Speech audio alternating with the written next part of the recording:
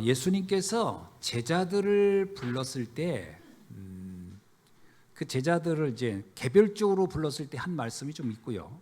전체를 모아놓고 한 말씀이 있는데, 마가복음 3장 13절로 15절은 12사도를 다 부른 다음에 주신 말씀입니다. 이거는 이제 제자들 전체가 일종의 그 메시지를 붙잡고 신앙생활하기를 원하는 게 있었던 거예요. 첫 번째가 뭐였냐면 그 마가복음 3장 13절로 15절에 보면 첫 번째가 주님이 원하는 자를 불렀다, 이렇게 표현했어요.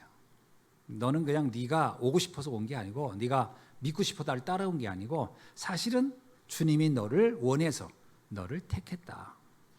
굉장히 중요한 얘기죠. 그래서 요한복음 15장 16절에도 이런 얘기를 해요. 너희가 나를 택한 것이 아니고 내가 너를 택하여 세웠다. 주체가 하나님이라는 거예요. 그러니까 하나님이 여러분을 택해서 불렀다라는 거예요. 믿으셔야 돼요. 아니 저는 그 집사람 때문에 왔는데, 아닙니다. 그건 도구일 뿐이지. 그건 하나의 그 계기가 된 거지. 본질적으로는 하나님이 그런 아내를 만나서 그런 말을 듣게 해서 오게 했다는 거예요. 그러니까 하나님의 주권 속에 있는 겁니다. 그래서 로마서 9장 13절에도 이런 말씀이 있어요. 기록된 바 내가 야곱을 사랑하고 에서는 미워하였다 함과 같으니라. 이게 무슨 말이냐면, 야곱과 에서가요 쌍둥이였어요. 어머니 뱃속에 있었단 말이에요. 근데 하나님이 뭐라고 하냐면, 에서가 어떻게 생겼는지, 걔 인격이 어떤지, 성품이 어떤지 몰라요. 그 아이는 이제 막 태어나는 생명체가 이제 만들어지는데, 근데 하나님이 뭐라고 하냐면, 나는 에서보다는 야곱을 원해. 그래서 태어났는데 야곱은 쌍둥이만 둘째로 태어났단 말이야. 그런데 하나님은 에서보다 야곱을 택하여, 야곱 문제가 많았어요. 에서보다 야곱이 훨씬 인격적으로는 상당히 특이한 성격을 가졌어요.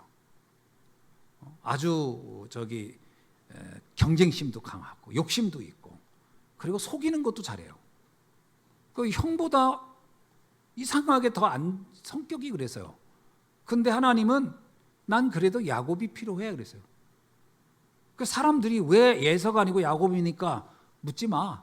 그건 내가 그렇게 그냥 선택한 거야. 그런 말이거든요. 참 표현이 재밌죠. 그러니까 우리는 의문을 가질 수 있으나 하나님은 그 의문에 답을 주지 않는다는 거예요. 내가 원해서 부른 거야. 마찬가지입니다. 여러분이 생각할 때, 나는 여러 사람들 가운데 그렇게 뛰어난 것도 없고 특별한 것도 없는데 왜 하나님이 나를 불렀을까?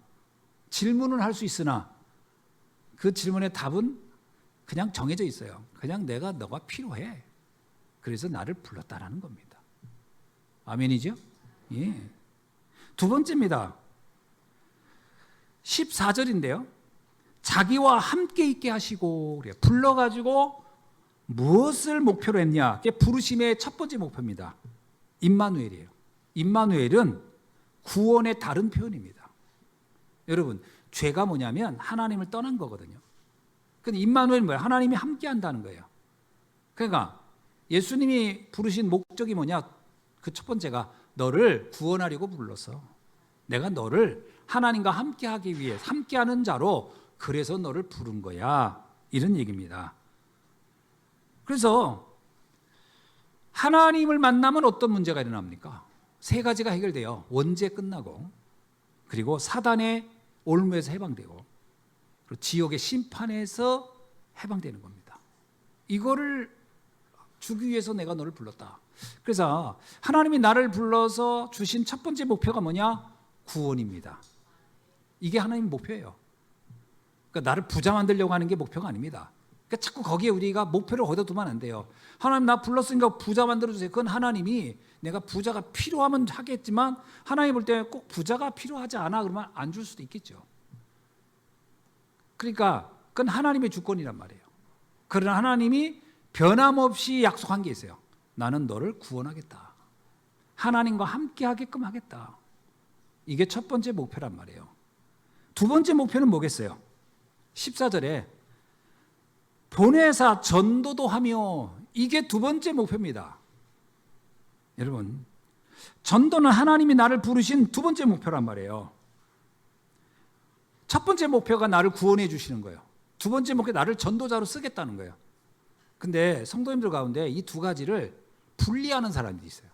난 구원받았으면 좋아요. 난 이거로 그냥 이렇게 살래요. 제가 최근에 만난 분도 그러더라고요. 목사님, 저는 구원받는 거 좋게요. 난 그거로 그냥 그렇게 살래요. 그건 본인 생각인 그런 거 뭐 어떡하겠어요. 근데 하나님이 볼 때는 하나님의 목적을 50%밖에 뭐 제가 확정한 게 아니에요. 전도자가 되어야 되는 거예요. 하나님이 나를 부르신 목적이 구원하는 것과 나를 전도자로 세우겠다는 거예요. 우리가 하나님께 영광 돌린다 그러거든요. 그 대소리문답, 소소리문답이 첫 번째가 뭐냐면 하나님이 우리를 불러서 뭘 하는 것이냐? 하나님께 영광 돌리게 하기 위해. 그럼 영광을 어떻게 돌린다는 얘기입니까? 영광을 어떻게 돌린 거예요? 바로 내가 전도자의 삶으로 하나님이 영광을 받는 거예요. 그러니까 우리가 나를 부르신 두 번째 목표를 잊어버리면 안 돼요. 하나님 나를 전도자로 부르셨다. 그리고 나를 전도자를 부르신 것뿐만 아니에요. 15절에 보니까 귀신을 쫓는 권능도 가지게 하심이라. 이거는 전도도 하게 하며 하면서 두 문장이 한 문장으로 연결되어 있는 거예요. 원래 전도도 하는데 귀신을 쫓는 권능도 갖게 할 것이다, 이런 말이거든요. 자, 여기에서 우리가 눈여겨봐야 돼요. 왜 하필이면 귀신을 쫓는다는 말은 도대체 왜 이 말이 여기에 붙을까? 왜 이 말이 여기에 연결되어 있는 걸까라고 할 때 잘 이해해야 돼요.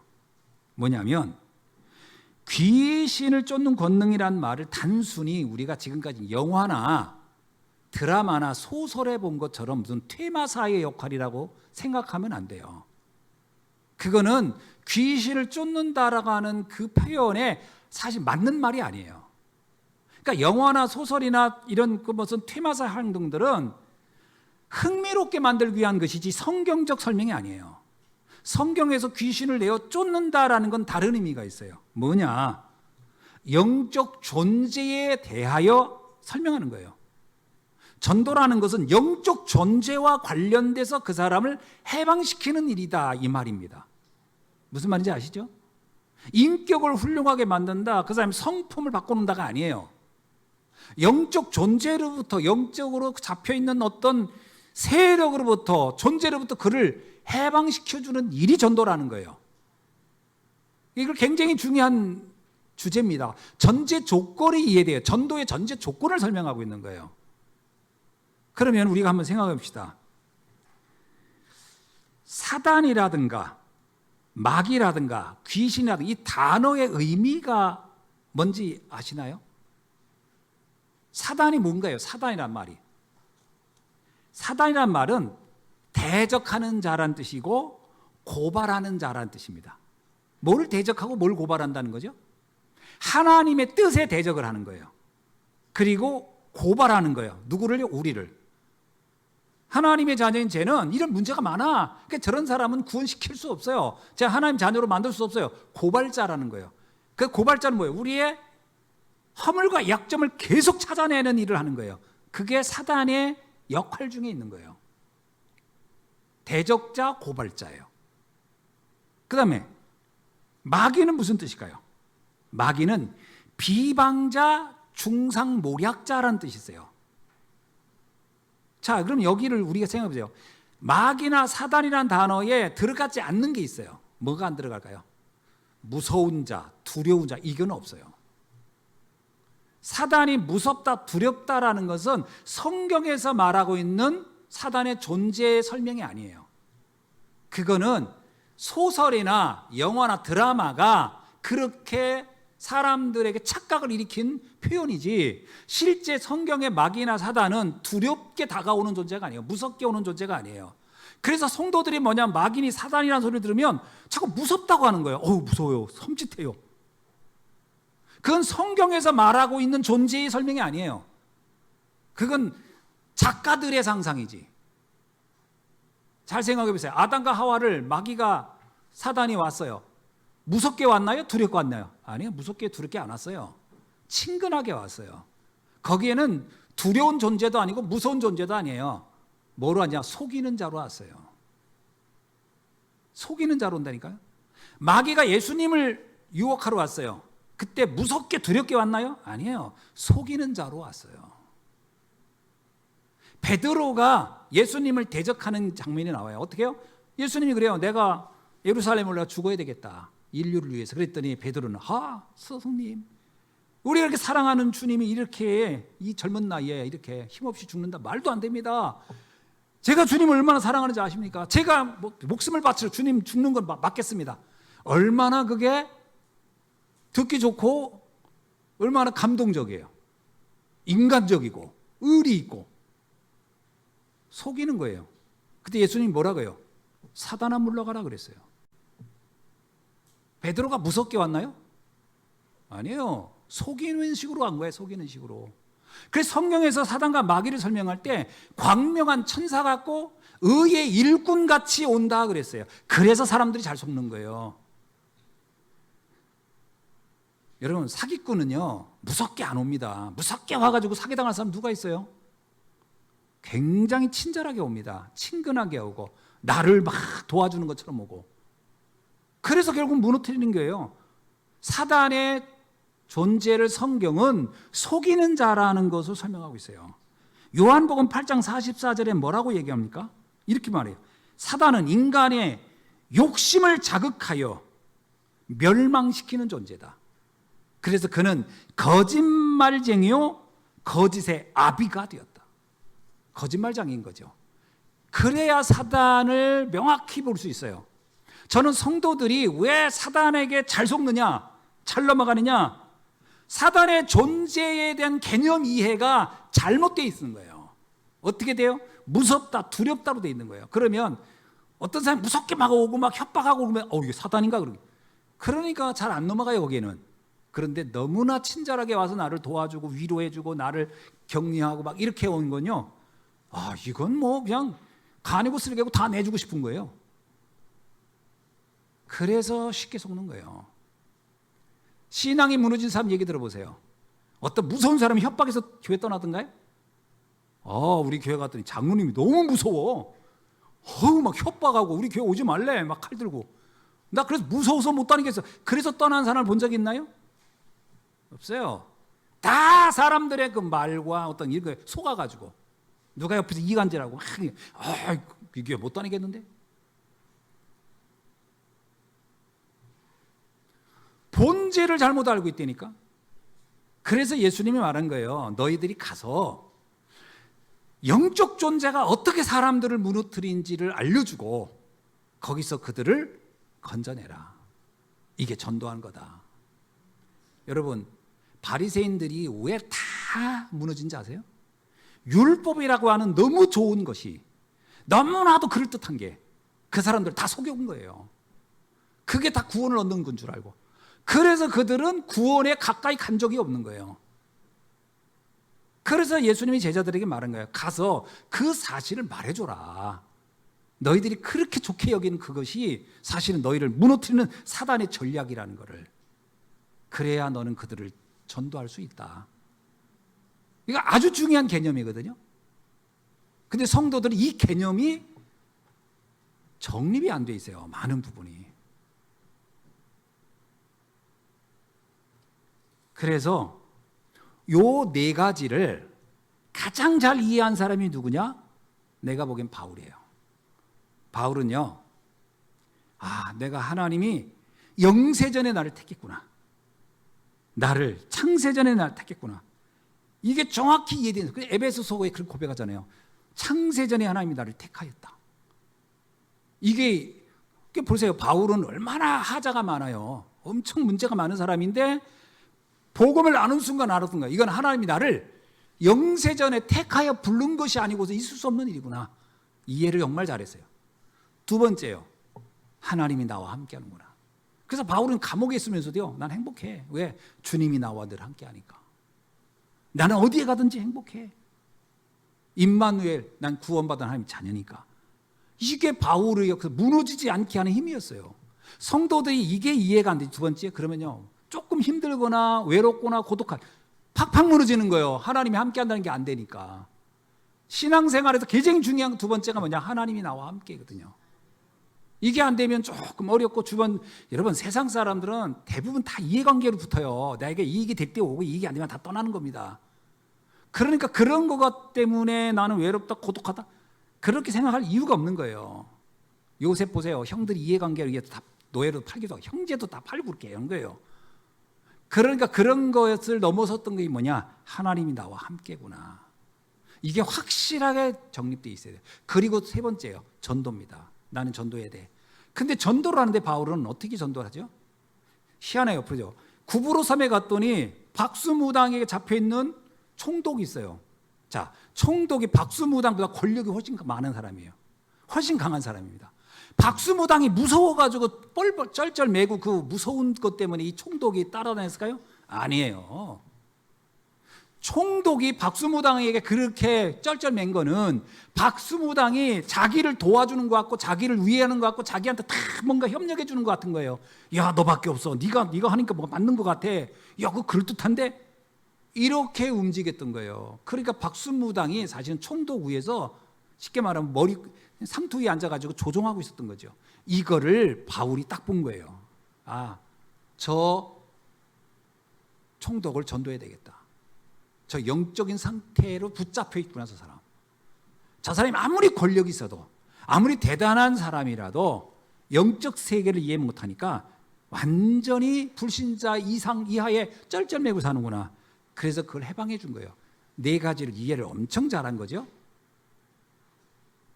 하나님이 나를 택했다는 거, 하나님이 함께한다는 거, 전도가 무엇을 말하는지 이게 이해가 아주 잘 된 사람이 바울이라고 봅니다.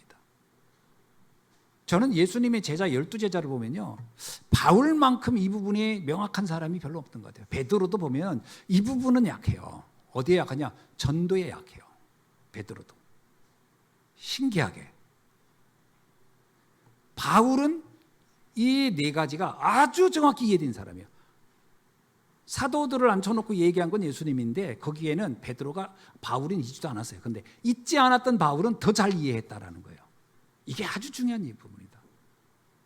오늘 우리 예수함께 성도님들도 이 네 가지가 명확하게 이해되길 주의 이름으로 축원합니다. 그래야 속지 않아요. 속지 않아요. 너무 친절한 사람은, 쇼펜하우어가 그랬어요. 나에게 너무 지나치게 친절한 사람은 분명히 다른 의도가 있다 그랬어요. 여러분에게 너무 친절한 사람은 다른 의도가 있어요. 그거 잘 이해하셔야 돼요.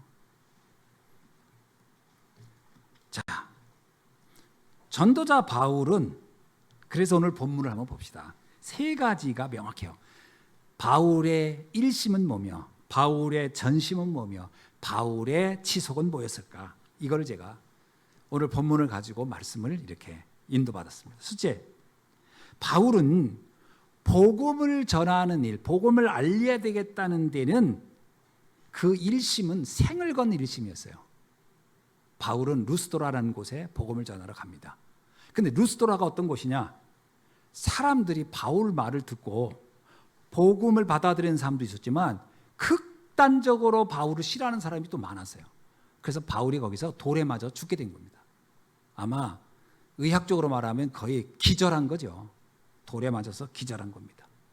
그래서 죽은 줄 알고 그때 당시에는 뭐 의학적으로 이게 기절인지 뭔지 잘 구분이 안 될 때인 거예요. 성 밖으로 집어 던졌어요. 근데 한참 있다 깨났어요. 자, 왜 이렇게 바울은 돌에 맞아 죽을 것 같은데도 갔을까?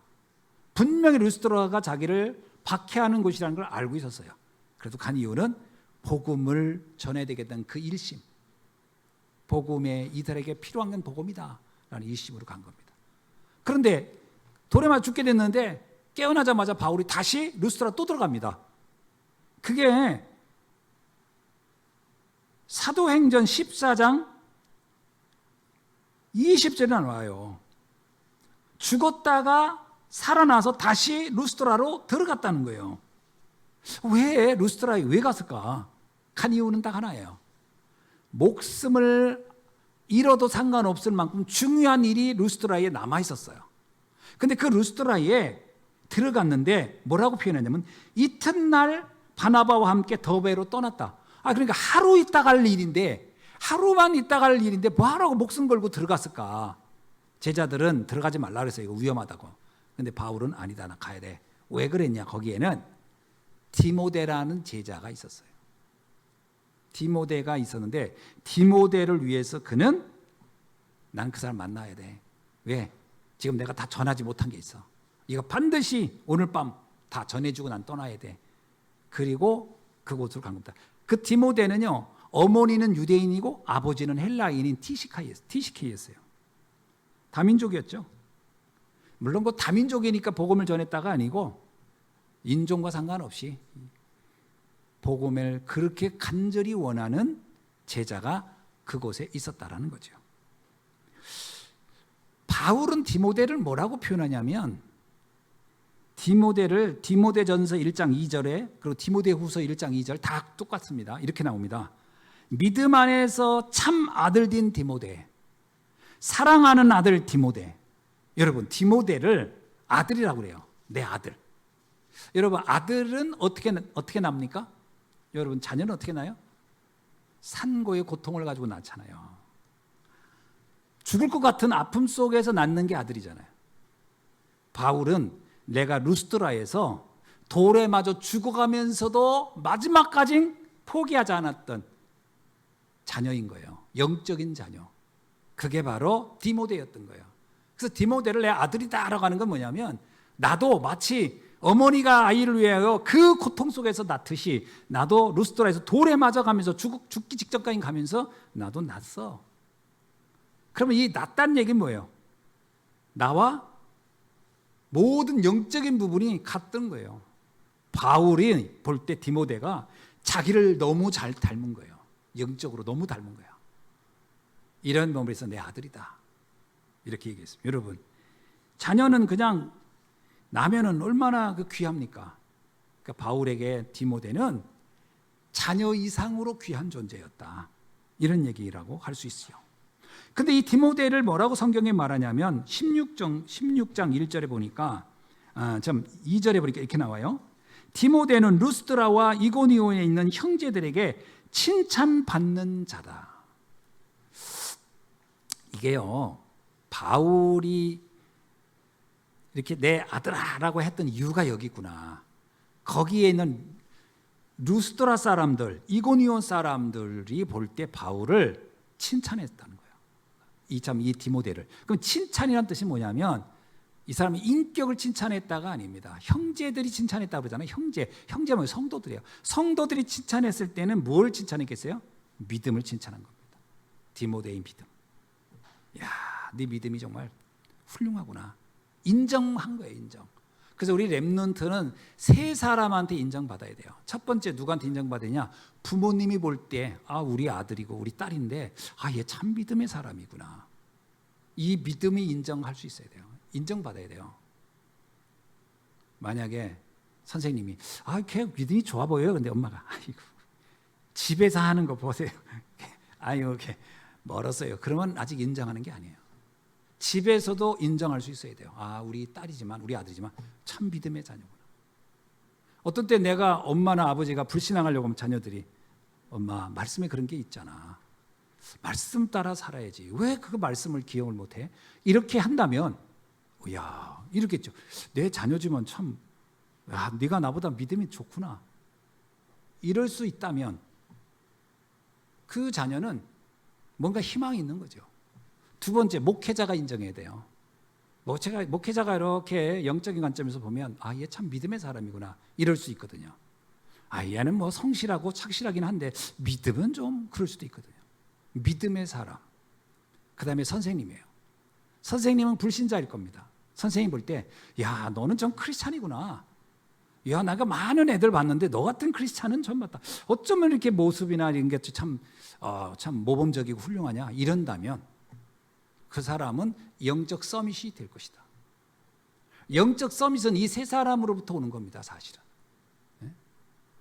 부모가 볼 때, 괜찮아. 목회자가 볼 때, 얘 정말 괜찮아. 선생님이 볼 때, 얘는 정말 크리스찬이야. 그 아이가 영적 서밋으로 가는 거예요. 디모데가 이런 사람이었다라고 보는 겁니다. 자, 바울의 전심은 뭘까요? 세계복음화에 대한 전심이 있어요. 팀 구성에 아주 전심이었어요. 보세요. 3절에 보니까 이렇게 나와요. 바울이 그를 데리고 떠나고자 할세. 지금까지 그 전에 보면요, 마가 요한을 데리고 가자고 바나바가 할 때는 안 된다 그랬어요. 얘 안 돼. 얘는 못 데리고 가 그랬어요. 근데 여기 와서는 디모데 보고 야, 넌 가자 그랬거든요. 아니, 마가 요한은 안 되고 디모데는 되고, 뭐의 기준일까? 제가 볼 땐 지속입니다. 마가 요한이 왜 안 됐죠? 중간에 떠나버렸어. 중간에 사역하다 말고 뭐 이유야 지난번 설명했죠. 이유는 여러 가지 있었겠지만 어떻든 이 팀을 이탈해버린 거예요. 자기 바쁘다고 피곤하다고 힘들다고. 그때 바울이 본 거예요. 야, 아무리 믿음이 좋고 해도 지속할 수 없다면 세계복음화 불가능하겠구나. 근데 디모데를 볼 때는 어때요? 얘는 지속할 아이야. 얘는 지속이 되겠구나. 제가 믿음 생활 우리 교회 지금까지 쭉 되면서 중도에서 떠난 사람 참 많이 봤어요. 그 지속을 못한다는 걸 많이 느껴요. 지속 못할 때 보면 전부 다 사소한 거, 뭐 내가 볼 땐 그래요. 다 이런저런 유혹에 넘어간 거지. 근데 이 지속 못하는 사람 특징이 뭐냐면 기준이 나야. 말씀이 아니에요. 언제나 최종적인 선택할 땐 내 생각대로야. 내 생각이 안 맞아서, 내 마음에 안 들어서, 그래서 난 떠나. 마가가 함께 전도팀 떠날 때도요, 바울이 야, 너는 오늘 여기까지 하고 넌 떠났다가 다음에 와라, 이래서 간 게 아니에요.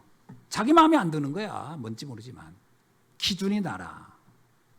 지속할 수 없다면 세계복음 하기는 어렵지 않냐. 디모데는 그런 부분에서 확실한, 그래서 세계복음화의 키는 사실 팀 구성입니다. 팀을 어떻게 구성하느냐가 다거든. 이때부터 바울 팀은 실라와 디모데 이렇게 3인 1조의 팀으로 만들어지기 시작합니다. 자, 두 번째는 또 뭐가 있냐면요, 세계복음화의 기준이 뭐냐는 거예요. 잘 보세요. 오늘 3절 한번 볼게요. 바울이 그를 데려다가 떠나고자 할세 그 지역에 있는 유대인으로 말미암아 그를 데려다가 할례를 행하니 이는 그 사람들이 그의 아버지는 헬라인인 줄을 다 알미러라. 여기서 아주 중요한 부분이 하나 나오는데, 왜 바울은 디모데에게 야, 너 할례 해야 돼, 할례를 시켰다는 거예요. 원래 바울은 할례를 극도로 싫어하는 줄 우리는 알고 있었잖아요. 근데 그게 아니에요. 자, 우리가 알고 있지, 갈라디아 2장 3절에 보면 예루살렘에 있는 지도자들이 야, 디도 너는 이방인이잖아, 할례 안 했잖아, 너 할례 해, 그렇게 말했을 때 바울은 나섰습니다. 디도는 절대 할례 안 시키겠다. 디도한테는 할례 시키라고 할 때 절대 안 시키겠다 했어요. 그래서 디도는 사실 할례를 못했어요. 근데 디모데는 바울이 나서서 야, 얘 할례 시켜, 어디 있어요? 야, 너 할례 해라. 뭐가 기준일까요? 요걸 정확히 이해해야 돼요. 디도가 할례를 해야 돼라고 할 때는 구원과 관련된 거였어요. 야, 너 구원 안 받았어. 너 구원 받으려면 너 할례 해야 돼. 이게 디도한테 할례 하라는 요청이었어요. 그때 바울은 단호하게 할 필요 없어 그랬어요. 너 하지 마. 왜냐? 할례는 구원하고 관련이 없는 거야. 아무 관련이 없어. 할례를 받고 안 받고 뭔 상관이 있어. 그러니까 너 하지 마, 이런 거예요. 그러나 디모데는 구원과 관련이 있는 게 아니에요. 얘는 이제 전도자로 가는 거예요. 얘는 구원의 확신도 있고 구원 받은 게 분명하잖아요. 근데 전도를 하러 가려는데 불신자들이 볼 때, 특히 유대인 불신자가 볼 때, 아, 저 사람 할례를 안 받았는데 저 사람 말을 우리가 귀담아 들을 필요가 있나? 이렇게 불신자의 반응이 별로 안 좋을 수 있고 복음 듣는데 장애물이 될 것 같아. 그러니까 바울이 말합니다. 디모데한테 야, 너 할례 받아라. 유대인들이 우리가 가서 복음 전할 때 이 할례 안 받았다고 해서 자꾸 우리 말에 관심 갖지 않고 우리 말을 들으려고 하지 않는다면 이건 큰 문제 아니냐. 너 할례 받아야 돼. 이게 기준이라는 거예요. 그래서 바울은 율법 파괴론자도 아니고 율법주의자도 아닙니다. 아, 바울은 율법을 다 싫어해. 그게 아니에요. 율법이라는 게 구원과 관련돼서 연결하려고 하면 바울은 극도로 그거에 대해서 부정적입니다. 그러나 전도라고 하는 관점에서 볼 때 율법은 지켜야 돼? 그럼 오케이. 그래서 바울이 이런 얘기해요. 뭐라고 하죠? 고린도전서 9장 20절에 아주 중요한 얘기를 합니다. 유대인에게 내가 유대인과 같이 된 것은 유대인을 얻고자 함이요 율법 아래에 있는 자들에게는 내가 율법 아래에 있는 자 있지는 아니하나 율법 아래 있는 자같이 된 것은 율법 아래 있는 자들을 얻고자 함이라.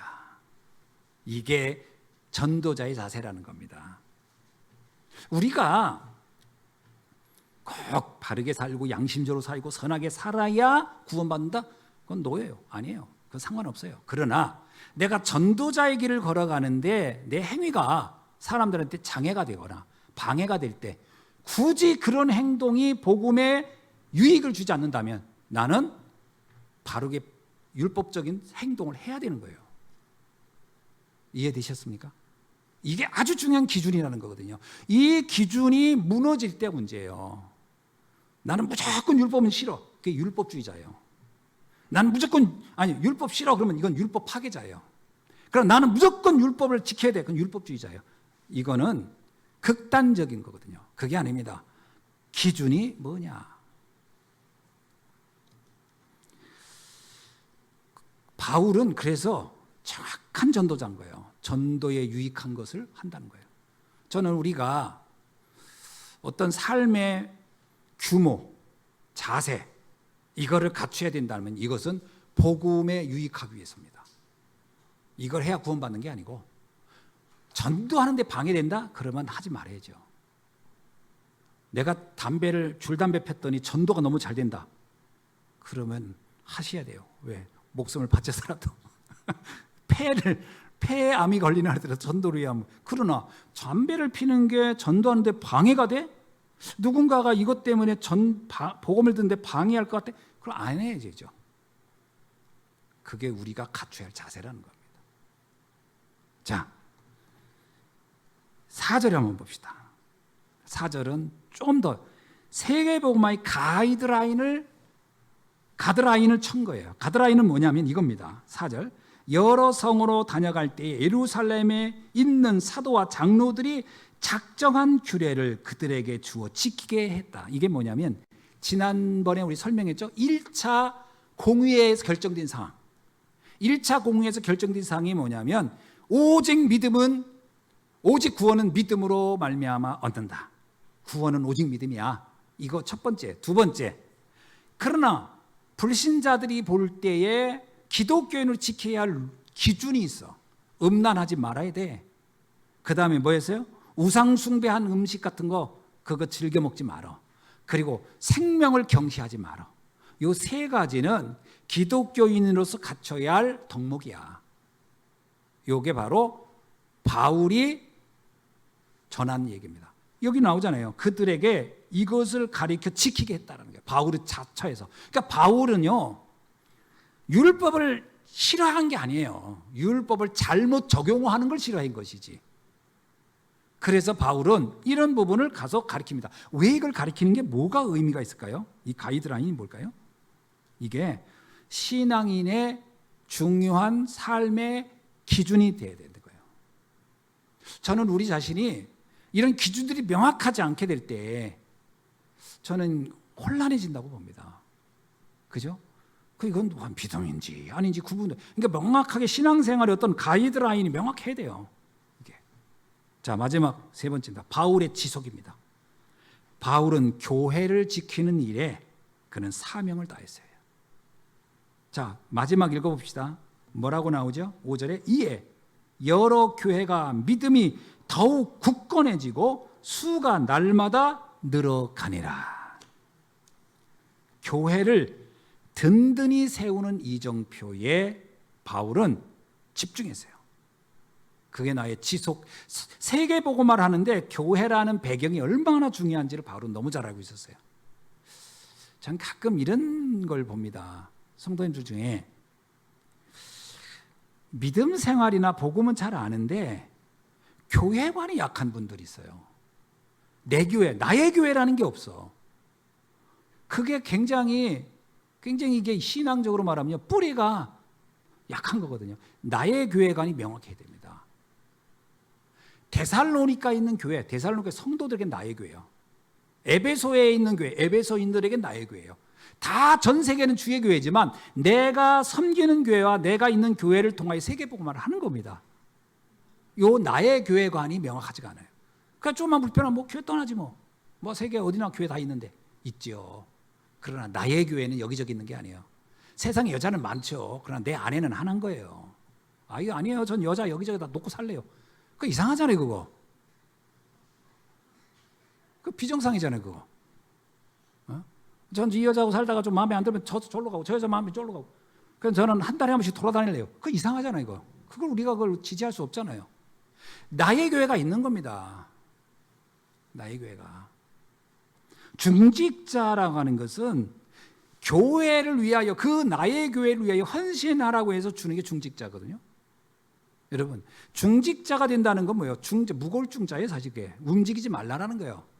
그 배다처럼. 그 교회를 지키라는 거예요. 그래서 그 교회를 내가 지키고 그 교회를 위해서 생을 거는 겁니다, 사실은.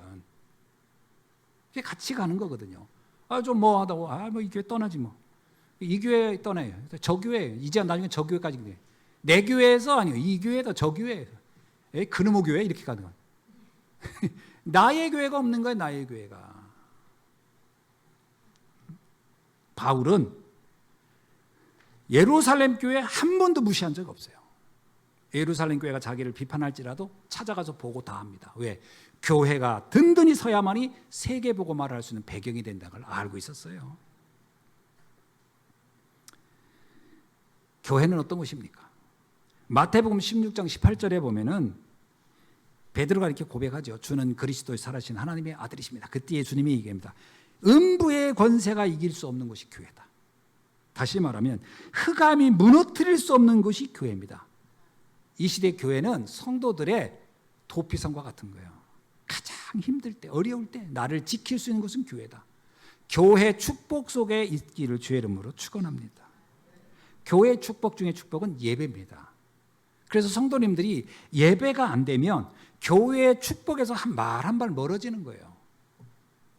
제가 전에 그런 얘기 했죠. 성도님들 중에 이렇게 이제 지금까지 이제 그 통계부터 통계가 정확한 건 아니고 내가 볼 때 마음이 뭔가 교회와 특히 목회자와 관계가 불편한 분들의 특징이 뭐냐면 자리가 뒤로 자꾸 가요. 자꾸 뒤로 가. 지금 뒤에 앉은 분이 그렇다는 건 아니고 예를 든 것보다 뒤로 가요. 뒤로 갑니다. 앞에 앉던 분이 뒤로 가. 물론 처음부터 뒤에 앉는 분들이 상관없는데 앞에 앉은 분이 뒤로 가요. 그리고 두 번째 나타난 게 있어요. 다른 사람 등 뒤에 딱 붙어 앉으려고 그래요. 근데 그게 왜 그냥 불편한 거거든요. 표정을 이렇게. 말씀도 나한테 불편하고. 그럴 수가 있어요. 그게 왜 그러냐면 말씀이 불편하다는 건 뭐냐면 내가 이 말씀에 동의가 안 된다라는 것이 있는 거예요. 그럼 자꾸 피하는 거죠. 근데 이 강단이 되게 높아요. 정수리가 다 보여. 문제는 얼굴 앞면은 안 보이는데 정수리는 다 보이거든. 왜 그냥 불편하다는 것을 나타내는 거예요. 그때 내가 무슨 생각이냐면 예배를 놓치고 있구나. 예배를 놓치고 있는 모습들을 하나하나 보는 겁니다. 그래서 여기 앉아서 이렇게 보면요. 전에 내가 참 기억나는 건 뭐냐면 인천 그 주한감리교회에 한경직 목사님이라는 분이 계세요. 근데 거기에 성도들이 그때 한 3,000명 정도 모이는 교회였어요. 근데 이 목사님이 부목사들을 내보낼 때 너는 우리 교회 있으면 안 되겠다 하고 내보낼 때 기준이 뭔지 아세요? 시험된 성도를 얼만큼 잘 찾아내느냐요. 이 목사님이 설교를 하는 동안에 쫙 보면 안다는 거예요. 자기는 머릿속에 착 그 사람들이 그럼 부목사를 부르는 거예요. 예배 끝나면. 야, 오늘 예배에 실패한 예배에 정말 뭔가 시험 든 사람도 있는데 너 누군지 아니? 그때 이 부목사가 누구 같습니다. 그래 그럼 너 있어. 모르겠는데요. 다들 와서 앉아있네. 그럼 너는 이제 떠나라. 그런다는 거예요. 왜 그러냐면 이게 성도들의 그 상태가 강단에서 다 보인다는 거거든요. 근데 부목사는 그들을 찾아가서 이제 그 시험 든 거를 이렇게 풀어주고 하는 게 부목사를 세운 목적일 거 아니에요. 그 교회는 교회가 많으니까. 근데 부목사가 거기에 관심이 없다. 그러면 이제 너는 우리 교회에서 사례비 받아가면 있을 이유가 없지 않냐. 나가라. 그렇게 한다는 거예요. 그게 기준이라는 거예요. 그래서 우리가 그때는 내 전도산 때니까 3,000명 중에 누가 시험 들었는지 어떻게 알까? 그런데 거기 있던 그 부목사가 그 얘기 하더라고요. 그 목사님은 뭔가 사인을 하는 게 있는가 봐. 싹 잡아내. 그 표현이 싹 잡아내 그러더라고. 우리가 그것 때문에 예배 때 불안해서 예배를 못 드려 그러더라고. 그래도 어떻든 그걸 잘 찾아내는 부목사들은 오랫동안 붙어 있는 거죠. 예배 성공은 목회자들이 가장 신경 쓰는 거예요. 심지어 부목사를 내보낼 만큼. 그죠? 그만큼 중요한 거예요. 이게 예배의 성공이 아주 중요한 겁니다. 이게 아주 이게 우리에게는 영적으로 아주 필요한. 근데 바울은 이런 부분에서 굉장히 바울이 아주 예민했고 이거를 굉장히 중요하게 여겼다. 그게 우리의 신앙을 지키는 힘이기 때문에 그렇다라는 겁니다. 자, 우리 교회가 잡아야 할 두 가지 언약이 있습니다. 교회가 성도님들이 꼭 기억해야 돼요. 하나는 뭐냐면 생명 언약이에요. 영혼 구원입니다. 이거는 가장 중요한 약속이에요. 예수 그리스도를 믿음으로 구원 얻는 거. 이게 틀려지면 이게 틀린 거를 이단이라고 하는 겁니다. 생명 언약이 잘못되어 있는 거. 예수 안 믿고 전 문선명이 믿어도 구원 받을 것 같아요. 그러면 그 이단인 거예요. 생명 언약은 가장 중요한 내가 하나님과의 관계를 맺는 가장 중요한 생명의 라인을 어떻게 연결하느냐라는 겁니다. 두 번째입니다. 세계복음화의 언약이에요. 이거는 축복의 라인입니다. 여러분, 내가 하나님이 나에게 생명을 주시고 또 내게 건강을 주시고 또 내게 경제를 주시고 또 나에게 만남을 주시고 이유는 딱 하나예요. 구원 때문이 아닙니다. 세계복음화 때문입니다. 세계복음화라는 언약이 내 가슴에 들어와야 축복이라는 라인의 길이 열리는 거예요. 왜 바울이 가는 곳마다 생명건 제자들을 붙여줬어요? 바울이 전도라고 하는 곳에 생명 언약을 잡았기 때문에 그렇습니다. 사명 언약이 명확해야 축복의 라인이 열리는 거예요. 그래서 성도님들이 두 가지를 잊지 마셔야 돼요. 하나는 생명 언약, 하나는 사명 언약입니다. 이 두 언약이 내 안에 명확해야 돼요. 나는 예수 그리스도 구원 얻는 것이다. 그리고 나는 이것을 땅끝까지 전하는 전도자로 난 살다 갈 것이다. 이게 명확해져야 됩니다. 그때부터 우리의 삶에는 상상할 수 없는 에레미야에게 약속한 겁니다. 네가 알지 못한 크고 은밀한 일들이 너에게 계속 일어날 것이다. 말씀을 맺습니다. 자, 나는 누구일까요? 여기에 대한 답을 내야 되겠죠. 오늘 서론에 선 것처럼 나는 창세전에 그리스도 안에서 택함 받은 하나님의 자녀다 라는 정체성이 명확해야 됩니다. 이게 흔들리면 신앙생활 자체가 안 돼요. 두 번째요. 왜 나를 부르셨을까요? 창세기 12장 3절입니다. 모든 족속으로 복음을 받게 하려고, 모든 족속으로 복을 받게 하려고 나를 부르신 것이다. 나는 전도자로 하나님 부르신 것이다. 이거의 두 번째 명확한 정체성을 확인해야 됩니다. 세 번째입니다. 그러면 나는 지금 무엇을 해야 할까요? 난 무엇으로 해야 하나님께 영광을 돌릴 수 있을까요? 예수 그리스도의 축복, 복음의 축복을 누리는 망대가 명확해야 돼요. 이게 흔들리면 안 돼요. 망대는 마치 기초처럼 단단히 있어야 돼요. 두 번째입니다. 예수 그리스도를 전하는 전도자의 여정, 이 길이 내가 바라보는 방향이라는 거예요. 그리고 세 번째입니다. 오직 세계복음화할 전도 제자를 세우는 것이 내가 세울 이정표다. 나의 제자, 우리들의 그리스도의 제자를 세우는 일에 나는 인생을 걸고 갈 것이다. 이 응답 누리기를 주의 이름으로 축원합니다. 기도하겠습니다. 하나님 감사합니다. 오늘 또 전도자 일심 전심 지속이라고 하는 비밀을 알게 하신 주님, 오늘 바울이 받았던 또 바울이 보았던 이 언약을 오늘 우리 성도님들도 알고 누리게 하옵소서. 흔들리지 않는 언약을 붙잡게 하시고 끝까지 참된 축복자의 길을 가게 하옵소서. 살아계신 주 예수 그리스도의 이름으로 기도하옵나이다. 아멘.